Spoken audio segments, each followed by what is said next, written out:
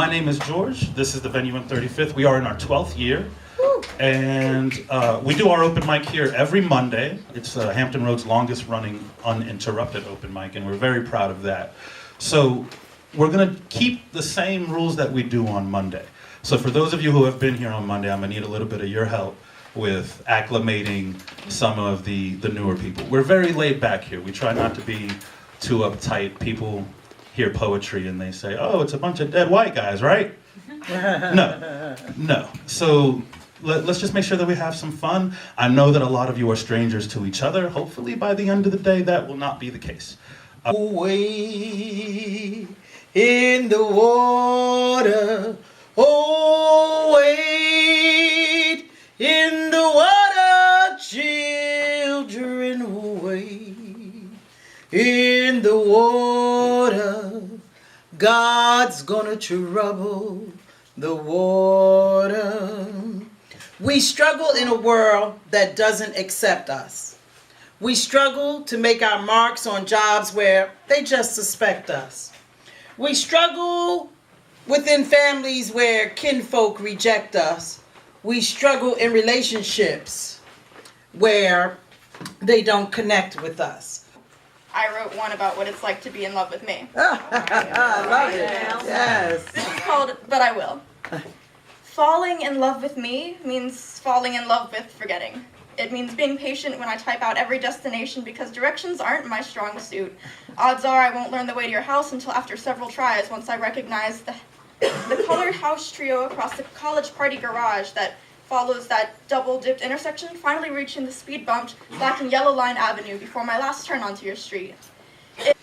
My name means lively earth.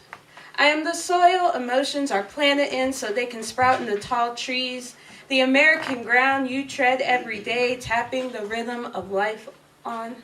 The Australian sky hanging above your head, watching every step you take away from my eyes.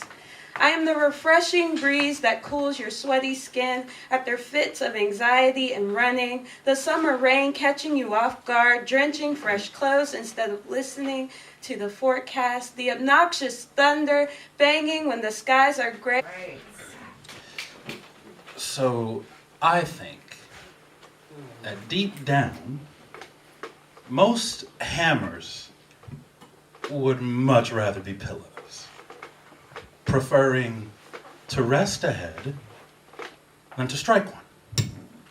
I have a rough time believing that sandpaper wouldn't prefer to be satin. You see, I think some of us act harder than we need to, simply because we haven't been presented with the options. House full of laughter, a house full of joy. A house full of laughter, a house full of joy. Wherever you look, there's a girl or a boy. Reminds me of times when I was still small and Christmas was nearing at the end of the fall. The living room vent to the room up above, the clothespins we drop is what I think of. The backyard where grass did not have a chance to run and to scream. Yes, that was our dance. I wonder what Christmas is like in this place, with everyone stirring as if in a race. Yes, that was the morning. We'd rise before dawn, so full of excitement, sometimes with a yawn. The magic was there, and so was the love, and so were the presents that came from above from the wardrobes. No closets back then, appeared like the bright cards that people would send. Wishing nothing but the best for you. Living is all I'm dying to do. I wish nothing but blessings grew as you did what you needed to. Loving is all I'm living to do.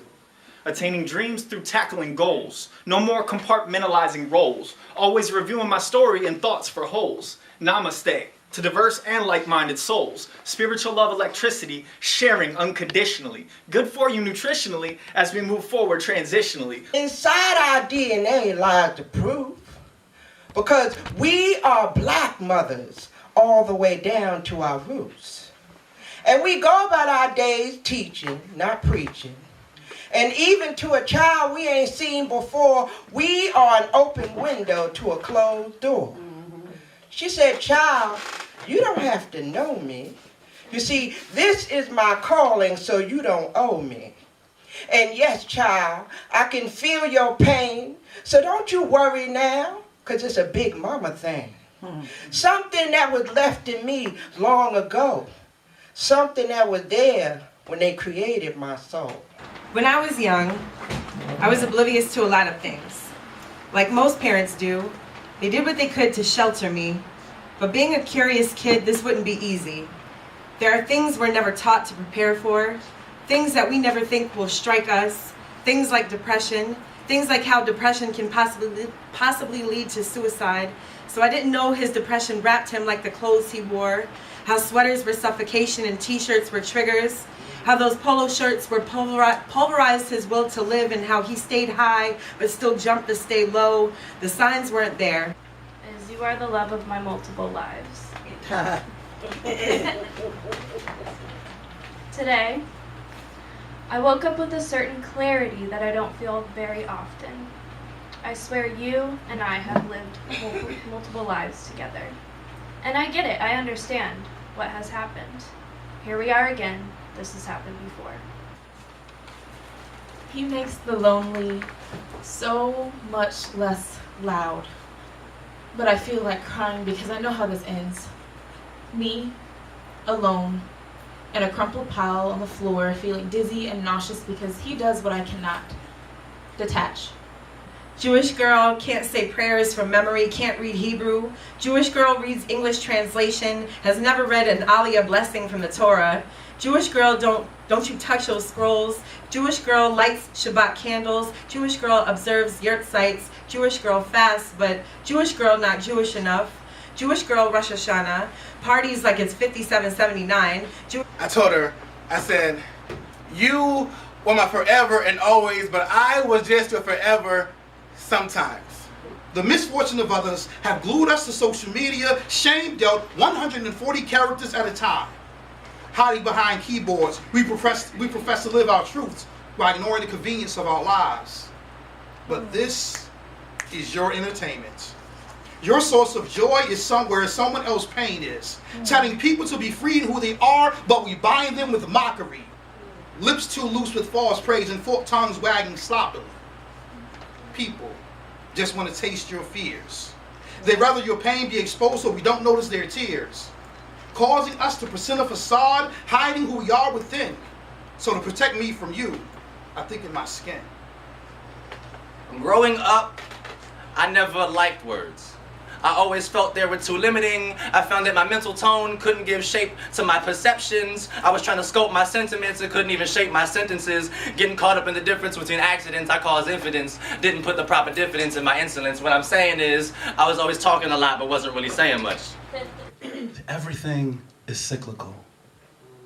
So here's to the nature of things, to the cycle of order, and to the knowledge that all things have a purpose. Beyond their purpose, especially you. Cheers. Man, that was